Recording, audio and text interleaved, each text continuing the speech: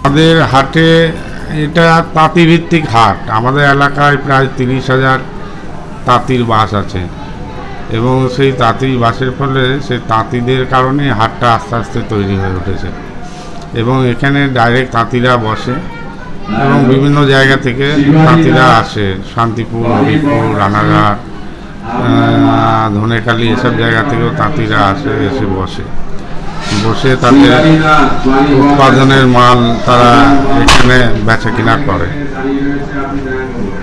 এবং যার ফলে বাইরের মানুষ যারা ক্রেতা আসে কিন্তু পয়সা কমে পাওয়ার ফলেই এখানে ভিড়টা সাধারণত হয়। পাইকারি দরে পায়? হ্যাঁ, পাইকারি দরে। এটা তো কোনো হাট বদল হয় না, ডাইরেক্ট পেয়ে যাচ্ছে। পুজোর মার্কেট অন্যান্য বছরের মতনই জমে উঠেছে এবছরও, কিন্তু একটা বিষয়, চিন্তার বিষয় হচ্ছে নিম্নচাপ হয়ে গেল, বিভিন্ন জলাধার থেকে জল ছেড়েছে, তার ফলে বন্যা প্রবণ এলাকা তো এখন কতটা কি জল আশা করা যায় কমে যাবে। প্রত্যেক হাটে তো এই পুজোর মরশুমে প্রায় কোটি টাকার কাছে বেচা কেনা হয়। এখন কেমন হচ্ছে? এখন ওই 60-70 লাখ টাকার আজকে প্রায় বেচা কেনা হবে। প্রতি সপ্তাহে 2 দিন, রবিবার আর বৃহস্পতিবার 2 দিন বসে। রেডিমেড পোশাকের একটা খুচরো হাট হয়, সেটা সোমবার শুক্রবার। আর পুজোর 15 দিন নিয়মিত ক্রেতাদের সাথে খুলে রাখতে হয় নিয়মিত। হ্যাঁ, পুজোর 15টা দিন আগে থেকে খোলা থাকে। খুব ভালো জমজমাট। প্রত্যেক বছরের তুলনায় এবছর বেচাকেনা অনেকটাই বেশি এবং কাস্টমারও প্রচুর কাস্টমার। প্রত্যেক দিন প্রায় 50-60 হাজার টাকার উপরে আমরা বেচাকেনা করছি। আমরা তাঁতিরা সব স্টলেই বেচাকেনা হচ্ছে। তাছাড়াও আমাদের হাট মালিক প্রচুর পরিষেবা দেয় আমাদের এখানে। হ্যাঁ, সমস্ত কাস্টমার সমস্ত রকম পরিষেবা পাবেন। সারা পশ্চিমবাংলা তো বটেই, সুন্দরবনের ওই দিক এবং বাইরের রাজ্য থেকেও আমাদের এখানে আসে, বা বাংলাদেশ থেকেও যারা লোক এখানে বেড়াতে আসে তারাও এখানে কেনাকাটা করে। আর প্রায় বীরভূম বলুন, নদিয়া, তারপরে মুর্শিদাবাদ, সব জায়গা থেকে আসে আমাদের এখানে।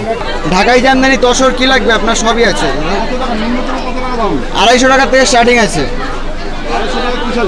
ঢাকাই জামদানি 250 টাকা। পুরো একদম বিল করে দেওয়া হবে শাড়ির, একদম পুরো বিল। বিশাল চাহিদা, এগুলো পুরো একদম বিল করে দেওয়া হবে। সে গতবারের মতন একই চলছে, মানুষের ভিড় আছে, ঢল নেমেছে। আমাদের এখানে ছাপা শাড়ি, বেনারসি শাড়ি, তাঁত শাড়ি, বিছানার চাদর, রেডিমেড। মানুষ কম পায় বলে এখানে আসে। বাজারের থেকে কম পায়, বাজারের দোকানের থেকে অনেক কমে পায়। পাইকারি দামে মাল, খুচরো মাল পাইকারি দামে কিনতে পারে। প্রত্যেকবারের থেকে হচ্ছে, প্রত্যেকবারের মতনই হচ্ছে, কিন্তু ভিড়ের ঢল এক এক দিন এক এক রকমভাবে চলছে।